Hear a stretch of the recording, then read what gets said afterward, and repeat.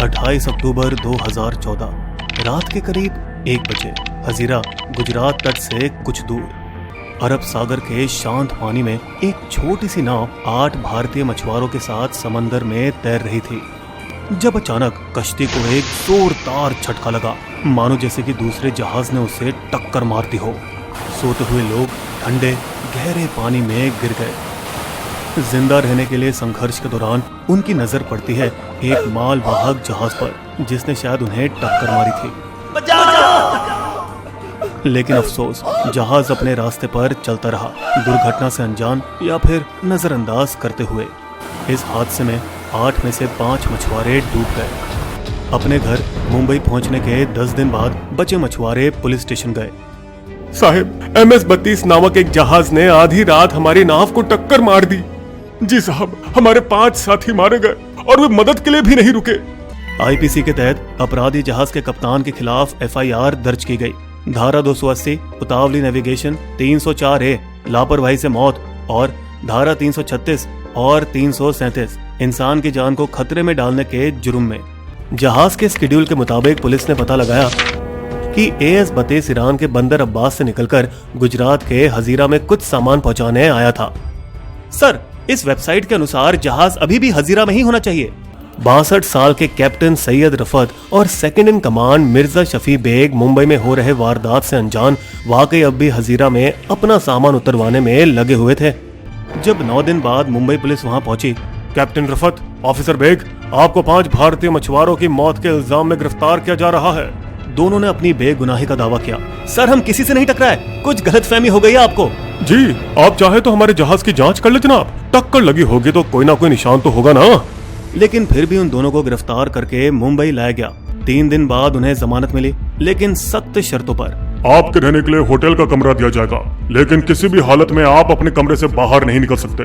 मुंबई के dockyard road पर royal park hotel में गोदी और बेलार्ड पियर मेट्रोपॉलिटन मजिस्ट्रेट के पास जहां सुनवाई होगी, उन्हें वहां रखा गया।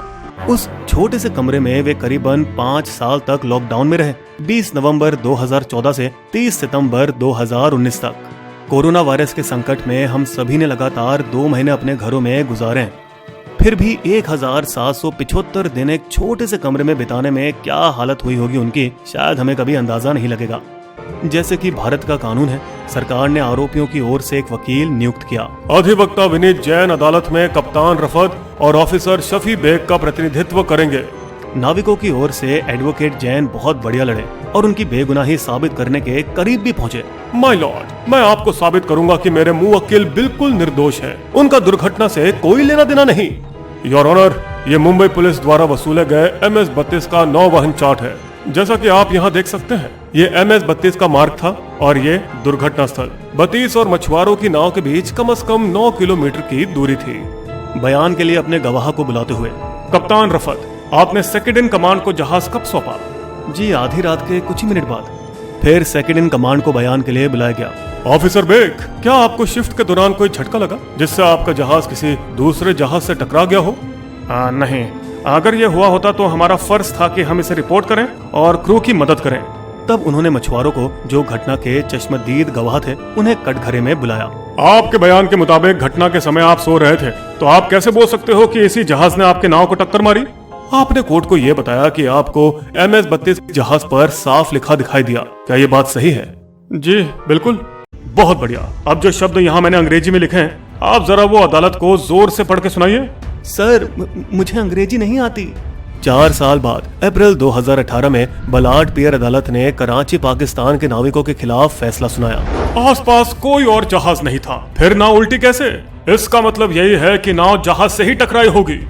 जतिन देसाई, जिनसे बिस्बो के दर्शक पहले भी हामिद अंसारी वीडियो में मिल चुके होंगे और जो 2 पड़ोसियों के बीच शांति और अमन के लिए काम करते हैं, उन्होंने भी नाविकों की मदद करने की कोशिश की। रफत और बेग ने भारत और पाकिस्तान के बीच टूटे हुए रिश्ते और बिगड़ते हुए हालात की कीमत चुकाई। जब भी कोई पाकिस्तानी भारत की अदालती मामलों से संबंधित होता है, तो जाहिर है कि उससे जुड़े सभी लोग दबाव में होते हैं, चाहे वो पुलिस, वकील या न्यायाधीश क्यों ना हो। पाकिस्तान विरोधी भावनाएं बढ़ती जा रही हैं, खासकर पुलवामा हमले और अभिनंदन के किस्से के बाद। जब फरवरी 2012 में इतावली नौसैनिकों ने केरल तट पर 2 भारतीय मछुआरों को गोली मारकर हत्या कर दी, तब उन्हें भी गिरफ्तार कर लिया गया था। लेकिन 1 साल बाद कुछ अरसे के लिए उन्हें इटली जाने की अनुमति दे दी गई और फिर जब वे भारत लौटे तो उन्हें 2 और 4 साल के बाद रिहा कर दिया गया। निचली अदालत में मुकदमा हारने के बाद नाविकों ने सेशन कोर्ट में अपील दर्ज की। इस कोर्ट के न्यायाधीश निहायत सावधान थे। सामान्य समझने के लिए जांच अधिकारी को 4 बार कचहरी में बुलाया गया, जो अक्सर नहीं हुआ करता था। फिर फैसले पर विचार 2 महीने तक करते रहे, जो आखिरकार 30 सितंबर 2019 के दिन सुनाया गया। मछुआरों की नाव सिर्फ 5 लोगों का ही भार संभाल सकती थी, लेकिन लोग 8 थे। इस ज्यादा वजन की वजह से ही नाव अपने आप पलट गई। 32 किलोमीटर की दूरी पर थी। नाविक निर्दोष हैं, केस खत्म। अगर सरकार ने अपील की होती तो मामला कुछ और सालों के लिए घसीटा जा सकता था। दोनों नाविकों की जिद के इस मामले की ज्यादा चर्चा ना हो, आखिर काम में आई। अगर आम मीडिया में ये कहानी पहले से पकड़ में आती तो केस हाई प्रोफाइल बन जाता और सरकारी वकील को और कोई चारा नहीं बनता कि वो फैसले की अपील करें। 3 महीने बाद पाकिस्तानियों को अपना पासपोर्ट मिला और वे अपने देश वापस लौटे। कैप्टन रफत की बेटी इंतजार में थी उनके अब्बू से मिलने के लिए। बगल में उनके नवविवाहित पति खड़े थे। अब्बू! कैप्टन रफत को वो दिन याद आया जब उन्होंने अपनी बेटी को शादी के लिए राजी किया था। अब्बू, कुछ भी हो, जब तक आप घर नहीं लौटेंगे मैं निकाह नहीं करूंगी। लेकिन मेट्रोपॉलिटन कोर्ट के विपरीत फैसले के बाद बेटा ऐसा नहीं कहते। मुझे नहीं पता कि अब इसमें और कितना वक्त लगेगा। अपनी जिंदगी को ऐसे नहीं रोकते। कर लो शादी। अल्लाह तुम्हें हमेशा खुश रखे। मिर्जा शफी बेग का बेटा 5 साल का था जब वो गए। सो जा बेटा, मैं कुछ ही दिनों में वापस आऊं। वो कुछ दिन 5 साल तक खींचे गए और वो अपने बेटे को बड़े होते हुए भी नहीं देख पाए। उनकी गिरफ्तारी के वक्त नवाज शरीफ पाकिस्तान के प्रधानमंत्री थे और मिसबाह उल हक क्रिकेट टीम के कप्तान। जब वे रिहा हुए तब तक इमरान खान पीएम थे और मिसबाह 3 साल पहले रिटायर हो चुके थे। उस दौरान वे होटल के कमरे से बाहर सिर्फ इसलिए निकलते थे ताकि वे अदालत में उपस्थिति दर्ज कर सकें और हर 6 महीने में 2 पुलिस कर्मियों के साथ वे दिल्ली जाने वाली ट्रेन में बैठकर भारतीय उच्चायोग जाते थे, जहां उनके वीजा का नवीनीकरण किया जाता था। काफी मुश्किलात के बाद जब वे घर वापस लौटे, कुदरत का खेल देखे, कोरोना वायरस ने उन्हें फिर लॉकडाउन में डाल दिया। लेकिन 5 साल बाद अपने परिवार के साथ इस तरह बंद होना किसी रहमत से कम नहीं। ये वीडियो एक सच्ची कहानी पत्रकार MN पार्थ द्वारा लिखे 29 मार्च 2020 मुंबई मिरर उल्लेख पर आधारित है। बिस्बो की शायरी। न्याय मिला नाविकों को 5 साल के बाद, लौट के घर में हो सकी फिर दुनिया आबाद। 5 साल तक रहे थे होटल में ही बंद, लौटे घर तो कर दिया कोरोना ने बंद।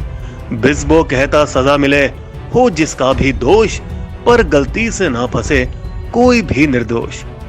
अगर आपको हमारी वीडियो पसंद आई तो सब्सक्राइब करें हमारे YouTube चैनल को और पेज पर बने बेल आइकन को क्लिक जरूर कीजिएगा ताकि आपको हमारे लेटेस्ट वीडियो की जानकारी आसानी से मिल सके। धन्यवाद।